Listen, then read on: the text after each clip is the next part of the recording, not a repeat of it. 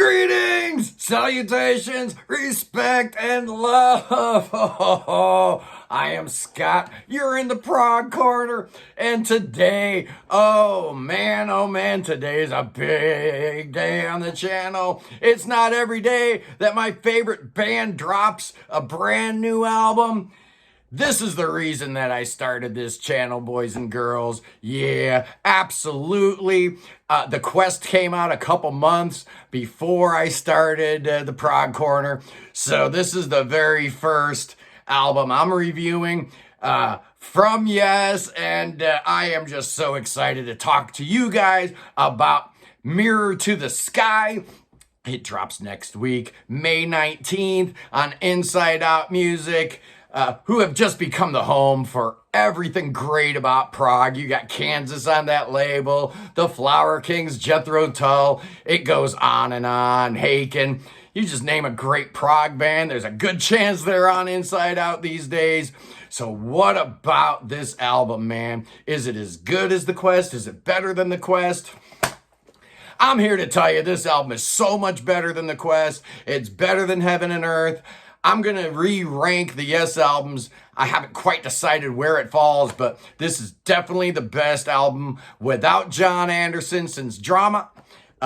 It's probably the best Yes album since Magnification, but we're going to go through everything you need to know about the brand new Yes album. It starts out with the first single, Cut from the Stars. Everybody's heard this song. It's a really nice, kind of an update from the Ice Bridge with a little bit more there. It goes in some different places. There's some changes. I really do like the Billy Sherwood bass line. And this was written by Sherwood and Davison, which is kind of cool. But the highlight to me on this track is the interplay between Steve Howe and Jeff Downes when they start trading leads the last third of the song. It's really great. I mean, 5.5 minute track and it goes through a lot of changes. It's phenomenal. What a great way to start the album. I already did a single review for this track, so I'm going to move on to song number 2, and that's All Connected. It's 9 minutes long. This was the second single, so most of you guys have probably heard this already. Starts out with the slide guitar that pretty much immediately makes you think of Going for the One. And there's some strummed acoustic behind it. I guess that's John Davison. And it's a cool song. You got the shifting tonality. You don't really know what key you're in. You're kind of moving through the circle of fifths there. This track was written by Howe, Sherwood, and Davison. Starts out, Davison's doing some vocalizations. He's not really singing. But once the singing actually goes, he's talking about true pathways, which obviously makes me think of To Be Over from Relayer. And then he's talking about a karma chromatic, which is actually a really cool line. This album's actually got some better lyrics, some stuff that kind of sticks to your brain a little bit. Like the first track of the International Dark Sky Park line, which sticks in your craw.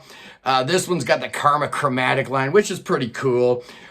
If you listen underneath in that part, Billy Sherwood's bass line is just awesome. And it's here you hear both Billy and Steve, their backing vocals. It really does sound like these three guys have figured out how to use their voices better together, and it's much appreciated. At 3:35, you get a tempo change. It's still in 4/4, but it's a totally different beat. It's really funky. It's pretty awesome. Then about a minute later, it changes again as John's singing about All Connected. It's in 6/8 now, and Downes is playing some really cool stuff in the background. I wish some of his keyboard parts were a little bit higher in the mix. After a couple of more changes, the original opening on slide guitar comes back. It's a great track. And now we're on to song number 3. This is the first song that I hadn't heard. So I was really looking forward to hearing this one, Luminosity. It's another 9-minute track, and it starts out really, really cool. With an arpeggio on guitar and kind of a pizzicato violin. I don't know if that's Jeff Downes or one of the people from the Fame Orchestra who's on here. Paul Joyce conducted and arranged the orchestral parts here. Then you get like a really cool, unexpected guitar riff, kind of a a gnarly little gritty guitar sound, which is actually really cool. And Jeff, while Steve's playing those chords, Jeff is playing those 9 notes. The second time he does it, he adds a 10th note, and it leads you right into the next key. He moves you to E minor, and then you got John doing the ahs. Actually, when John Davison is doing vocalizations, not actually singing words, it sounds phenomenal. It really gets you into the yes headspace pretty easily. It's really cool here because Jeff plays the vocal melody in G, and then it's a vocal melody that's about to come. Jeff plays in the background in E on a piano with the synth strings behind it. And then Steve comes in with his auto harp. And then John sings that same melody in a different key. He's singing it in C. It's a really cool turnaround. I like it a lot. Sherwood's playing like a fretless bass here. John is singing a great melody that does remind me of John Anderson a whole lot. And he's talking about like We Are Stardust. So, you know, thematically and with the fretless bass, man, it's making me feel like the Flower Kings here for sure. Hey, the chorus on this part goes through like a 1-4-5, which is really weird. Hearing Yes do like normal chord progressions is odd, but it really works, puts you in that familiar territory. It's awesome. Down's doing some really cool stuff in the background. Steve Howe with his dobro. And then you get the slide guitar section comes in at the 6-minute mark. Kind of making me think of Magnification. Jay's drumming here is real solid. Then you get this acoustic guitar doing those arpeggios again. The orchestra kind of creeps up, and then the song just ends. It just disappears into the cosmos, and it is phenomenal. This might be my favorite song on the album.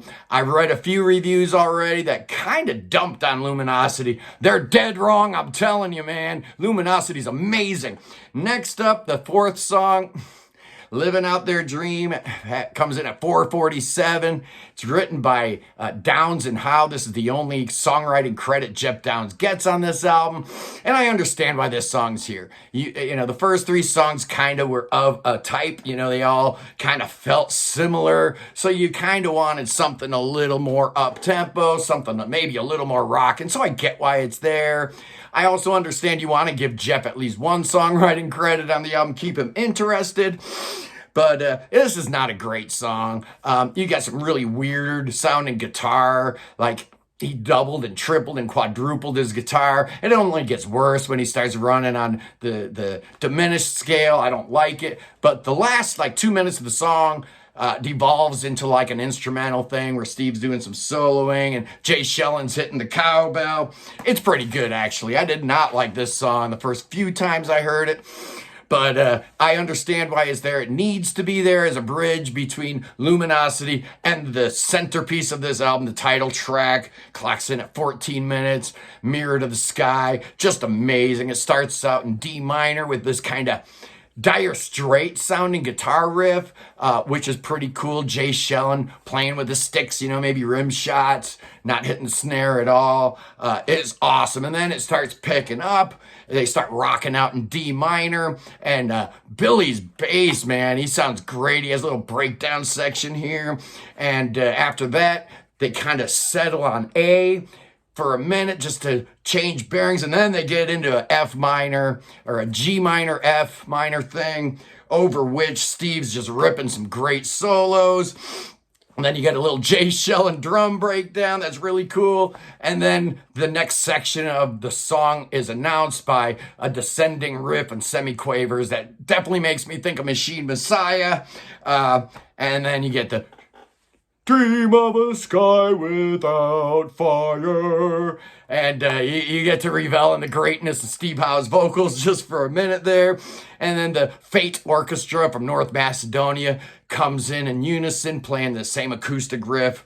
And then Steve's playing that riff again on his guitar. And then he shifts over into a major key, and you get the Mirror to the Sky part of the song. And then you get a real fast acoustic riff on acoustic guitar with some strings behind it. Then you get some chords backing up that riff that goes from A to E to F to E, and I swear it's the same chord progression as the Guess Who's Undone. Too many people, but not enough eyes to see. That part, right? And then you get another house solo. The Dire Straits part comes in again. Then you get John singing about futures past, and it makes me think, who is John Davison's fiance? Oh, yeah, it's John Lodge's daughter, Emily. They even had a song called Emily's Song, so that's really cool. So the Futures Past lyrical reference, I don't think was accidental there at all. John's singing about pause and reflect, the cause and effect. And then you get some guitar harmonics, and they start going back and forth between G minor and C minor. They start messing with your brain by throwing in a little C major and G major along the way. It's a real spacey kind of section. J really does sound like Alan White a whole bunch. And then we're doing that same riff, but this time it's in G minor. The first time it was in A minor. Then the band kicks back in D for the last minute of the song, and it's powerful, man. When the band comes in after that orchestral part, it's just amazing. Definitely one of the highlights of the album, and certainly a highlight to the entire late era Yes career. I love it. The proper album itself ends with the Circles of Time, which is a song written by John Davison. It's just John strumming a guitar and Steve playing along with him. There's even a tambourine hit every now and then. It's 5 minutes long. This song should have been 2 minutes long. I like it, but it goes on a bit too long. And then you get to the bonus disc. People really hated the bonus disc on The Quest, and I understand that, but on that resided one of my favorite Yes tracks, Damaged World, which I will always go to bat for. Here you actually have 3 songs, but all 3 of them are good, starting with Unknown Place, another 8-minute track. This one really features Jeff Downes all over the place. He's playing Hammond, he's playing a church organ, there's tribal drums. This track is fun. It doesn't really go anywhere, but it is Yes at their loosest and most playful that I've heard for a long, long time. It almost kind of reminds me of on Yes songs before Yours Is No Disgrace, how they kind of let their hair down and just kind of jam for a while. This song kind of has that same flavor, that same kind of feel. Next up is 1 Second Is Enough. And yeah, you can make your own jokes about that song title. Maybe 1 second of this song is enough. I like it. It's pretty good. It starts with the Jeff Downes keyboards. It's kind of a bouncy little tune. The way Steve Howe and John Davison's vocals blend here makes me think of Steve Howe's last solo album, Love Is. And then there's a part of the chorus that's kind of making me think of Bumpy Ride from Fly From Here. Oh, here we go. The last song is actually a cool one. It's called Magic Potion. It's got this cool descending guitar line.